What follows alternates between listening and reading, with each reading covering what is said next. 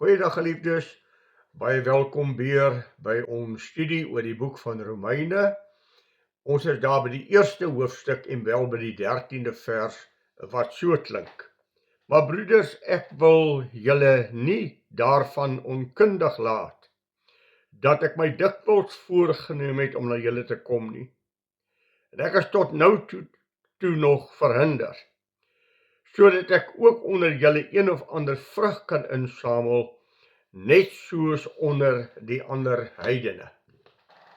Nou hier het ons met 'n geweldige stelling van die apostel Paulus te make, wat ek en u gerus op kan let. En dit is, hy sê, broeders, ek wil julle nie onkundig laat oor die feit dat ek dikwels al na julle toe wou kom nie.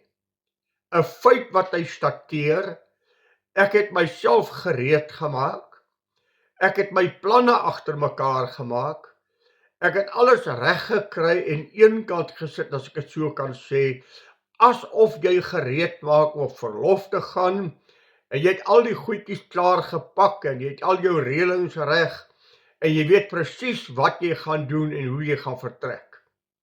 En dan sê hy, ek het hoeveel keer al probeer om by julle uit te kom. Dit was nie die eerste keer nie. Daar was herhaaldelike kere wat hy probeer het om te kyk of hy nie by hierdie gemeente kan uitkom nie. Vir my was dit aangrypend om dit te lees, omdat ek daarin die ywer van die apostel Paulus sien, dat hy vir hierdie gemeente iets wil kom meedeel, dat hy saam met hulle wil kom deel in die werke van die Here, in die genade van die Here, maar elke keer verhinder is. En dit, as ek dit so mag stel, dan sê ek, die Here het elke keer 'n stokkie in die wiel gesteek. Die Here het hom elke keer verhinder om te kom. En dan verstaan 'n mens nie hoekom jy verhinder word nie. Alles het vir jou logies geklink, alles het vir jou reg geklink, maar tog val my planne elke keer deur. En hierdie feit dat die planne deurval, dit is nie God se tyd nie. Wees geduldig. Die Here sal op die regte tyd die deur oopmaak, en die Here sal op die regte tyd vir jou laat gaan, as dit binne die wil van die Here is. Want 'n mens besef nie hoekom die Here jou partykeer terughou, as dinge nie gaan volgens wat jy beplan het, en jou planne bietjie deur mekaar loop nie. En so dikwels is ons baie diep teleurgestel. Ja, so dikwels is ons selfs ontsteld, as ons planne nie uitwerk, soos wat ons dit bedoel het nie. En kan ons nie geduldig net wag op die Here, om planne te laat uitwerk nie, maar ons is ongeduldig, omdat ons planne vinnig wil laat verloop, en dinge vinnig moet gebeur. Ja, jy het moontlik ook al 'n papwiel gekry, wat jou opgehou het in jou tyd wat jy bereken het om by 'n sekere plek te kom. Jy het ook al sekere dinge ervaar miskien in jou lewe, dat daar iets is wat jou opgehou het om betyds by die supermark of by een of ander winkel uit te kom, en jy's opgehou. Of jy wou nou bank toe gaan om te gaan geld trek. En op pad bank toe is jy ook weerhou om te gaan. Min wetende dat daardie papwiel wat ek gekry het, was deur God beskik om vir my weg te hou van 'n baie ernstige ongeluk wat plaasgevind het. En as ek 'n bietjie sit te bereken, dan sê ek, weet jy, as die Here my nie opgehou het daar nie, sou ek nou juis presies op die plek gewees het, waar daardie gruwelike ongeluk plaasgevind het. Of sou ek in daardie winkelsentrum gewees het, waar daar vandag 'n bom afgegaan het, en mense se lewens geëis het. Of ek sou vandag in die bank gewees het op daardie spesifieke stadium, toe daardie bankroof plaasgevind is, en mense ook daar gedood is. Dan kyk ek terug in retrospeksie en ek sê, Here, dankie dat U my opgehou het. Dankie dat ek vertraag was in my planne, want God het geweet wat gaan gebeur en God het my weerhou om daar te wees. Geweldige groot les vir u om my te leer, vir u en my om te leer, geliefdes. God beskik oor jou, God beplan oor jou, God bewaar jou en jy is in God se hand.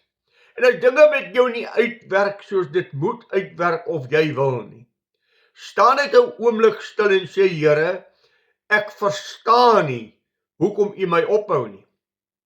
Ek verstaan nie hoekom daar 'n vertraging moet wees nie. Maar een ding weet ek, Here, ek is in u hand. Al is dit net om my lankmoedigheid te leer, al is dit om my net te leer om dankbaar te wees vir God se genade, geduldig te wees, dan het God altyd 'n plan en ons moet pas op dat ons nie rebelleer teen die plan wat God in ons lewe het nie. Maar geduldig te wag op wat die Here vir ons sê. Paulus het 'n drang om by die gemeente uit te kom. En die rede vir hierdie drang om by die gemeente wil uitkom, hy wil hulle iets gaan meedeel van die rykdom van die Here. Ek wil na julle toe kom en vir julle 'n seën bring. Ek wil na julle toe kom en ek wil julle kom bemoedig. Ek wil julle kom versterk. Ek wil moontlik vir julle kom help met 'n probleem wat julle op die pad gehad het. Maar ek is tot nou toe weerhou. Geliefdes, in jou en my lewe aan die ander kant van die munt is ook hierdie waarheid. Dat as die Here iets op jou hart gelê het om te doen, om dan nie te huiwer en te aarzel om dit te doen nie. Om dan nie die plan van God te verhinder deur nie te doen wat die Here vir jou sê nie. As die Here iemand op jou hart gelê het, as die Here iemand op jou hart gelê het om te gaan besoek, om te gaan bemoedig, om te reageer en te sê, Here, hier is ek binne u wil. Nie soos Jona weg te vlug en 'n ander pad te kry nie, want dit sal net vir jou teëspoed inhou. Uiteindelik na al die ervarings van Jona met die vis wat hom ingesluk het, toe hy weer daar op die land uitval en vra, Here, wat wil u van my hê? Toe sê die Here vir my, Jona, jy weet mos Ninive. Al hierdie ervarings wat jy gehad het, was omdat jy buite die wil van God gegaan het en nie gaan doen het wat ek vir jou gesê het nie. Daarin moet ek en jy ook nie traag wees nie. As die Here iemand op jou hart lê, moenie net daardie naam wat eensklaps in jou hart opgekom het, wat jy nie bedink het om aan te dink nie, maar dis net 'n naam wat by jou opgekom het, moenie dit verbygaan nie. Tree dan in gebed in en sê, Here, u het nou Koos se naam op my hart gelê en ek wil net intree en vir hom bid. Of tel die telefoon op en sê, Koos, die Here het vanmôre vir jou so op my hart gelê. Is daar iets waarvoor ek vir jou kan bid? Is daar iets wat ek vir jou kan doen? Want dan wil God jou gebruik as 'n instrument in sy hand. Die Here is altyd besig om sy kerk te bestuur en in die bestuur van sy kerk gebruik hy vir jou en vir my. Paulus sê, ek wou bitter graag na julle toe kom om vir julle 'n geestelike gawe, een of ander geestelike vrug te bring. Maar ek is verhinder. Ek en jy moet die houding hê. Here, dit is vandag die dag wat u vir my gegee het. 'n Dag waarin ek kan lewe. Wat wil u hê moet ek hierdie dag vir u doen? Stuur mense oor my pad as u wil ek met mense praat. Skep vir my huidige en nuttige oomblikke waar ek met iemand kan deel, my getuienis kan deel, hoe die Here my siel uit genade gered, of Here my hand net op skouer van iemand te sit en vir hom te bid. Waar wil u my vandag gebruik in u diens? Paulus verlang om te gaan.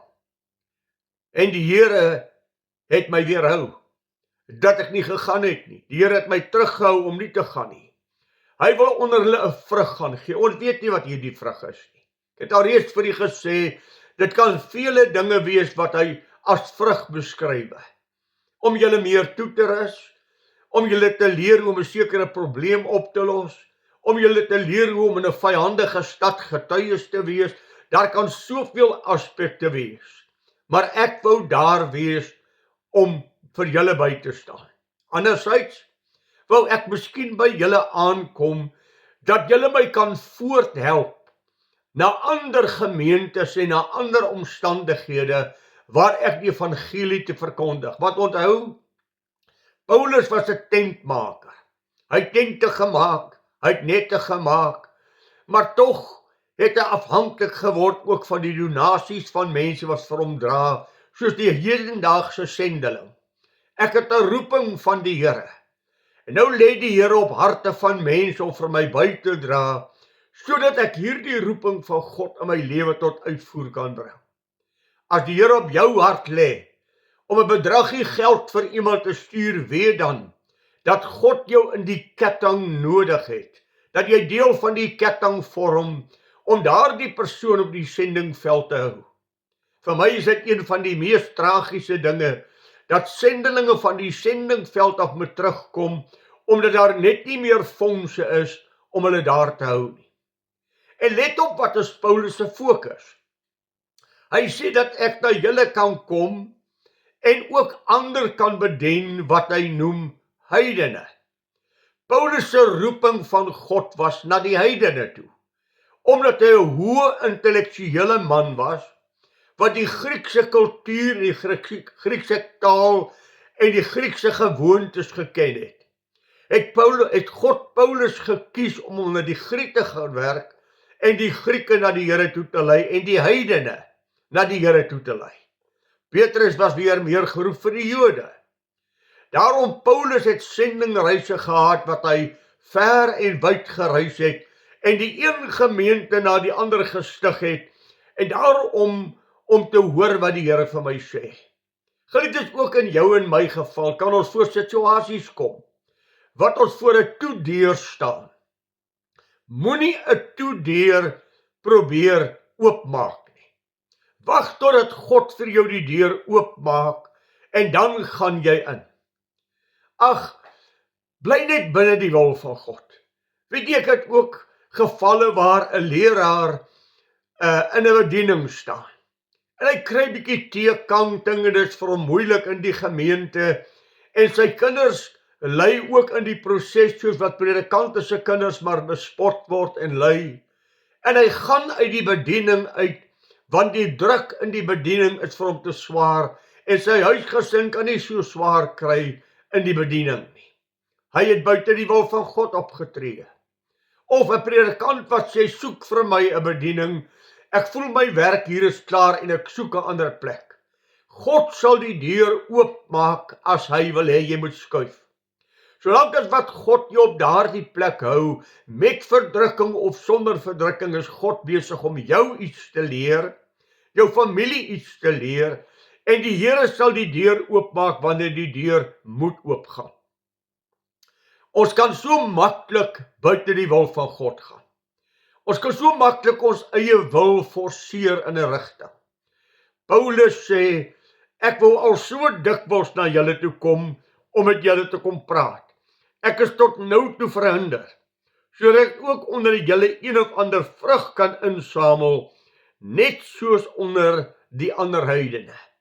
En hierdie verhindering sien hy, dat dit die Here is wat iets in sy lewe vir hom kom sê het. Waar is jy veilig? Jy is net veilig binne die wil van God. Nou kom ek sê net vir u ten slotte, daar is ook 'n ander verhindering wat in u en my lewe kan plaasvind. En hierdie verhindering is die Satan, wat vir jou en my verhinder om in die weë van die Here te wandel. Wat aansla op ons loods, om net daardie intieme, mooi verhouding wat ek met God het, te laat skade ly. Paulus het daaroor gepraat in 2 Korintiërs die 4de hoofstuk, en daarvan die 4de vers af. Naamlik die ongelowiges, in wie die God van hierdie wêreld die sinne verblind het, sodat die verligting van die evangelie, van die heerlikheid van Christus, wat die beeld van God is, op hulle nie sou skyn nie. Want ons verkondig nie onsself nie, maar Jesus Christus as Here en onsself as diensknegte om Jesus wil. Want God wat gesê dat daar uit die duisternis lig moet skyn, dis hy wat in ons harte geskyn het om die verligting te bring van die kennis van die heerlikheid van God in die aangesig van Jesus Christus. Satan verhinder mense om te reageer op die evangelie van Jesus Christus. Satan sluit self die ore van mense om die evangelie nie te hoor nie. Ag, kom ons vat net 'n praktiese ding, aanslag wat na jou en my as kind van die Here kom. Hoe dikwels het jy al ervaar, die oomblik as jy begin bid, dan is daar 'n klomp dwaalende gedagtes wat in jou kop rondspoel, en jy konsentreer net nie op God, en jy konsentreer net nie op dit wat jy God regtig vra nie. En kindertjies van die Here sit met dwaalende gedagtes. Dis nie die Here wat dit daar plaas nie. Dis die duiwel wat jou gebedslewe wil beïnvloed en jy wil demoraliseer en jou verhouding met God wil skade lei. Hoe dikwels al, net wanneer jy werklik intens die Here belewe en jy voel dat God het naby gekom, dan skreeu die selfoon in jou ore. Of daar is iemand wat aan die deur klop en jy sê ek sal moet gaan aandag gee, daar's iemand by die deur. Satan het verskillende metodes wat hy net jou verhouding met God wil kelder, dat jy net nie met die Here intieme gemeenskap sal hê nie. Hy doen alles in sy vermoë om jou net daardie oomblikke waar jy met die Here besig is, wat jy God se nabyheid ervaar, te verbreek. Daarom ek en u moet ons ore oophou en ons oë oophou. Waar wil God hê moet ek gaan? En ook te fokus daarop om te sê, ek gaan my nie van stryk af laat bring nie. Dit wat God vir my gesê het, gaan ek doen. Ek gaan fokus op God. Ek gaan fokus op die heerlikheid van God. Ek gaan fokus op aanbidding van die Allerhoogste God. En ek gaan alle dinge wat my verhouding met God skade, gaan ek een kant toe stoot. Dis 'n stryd, geliefde. Daarom wag op die Here tot hy die deure oopmaak. En kyk na die aanslag van die duiwel, wat jou ook wil verhinder om God se werk ten volle te doen. Mag die Here vir jou en my hierdie groot geheim leer, om te wag op die Here, nie haastig te wees nie, en ook te waak oor die verleiding van die duiwel, wat ons verhouding met God skade wil doen. Mag die Here vir u ryklik seën. Ons praat volgende keer weer met mekaar, en ek bid u die Here se rykste seën toe. Goeiedag vir u.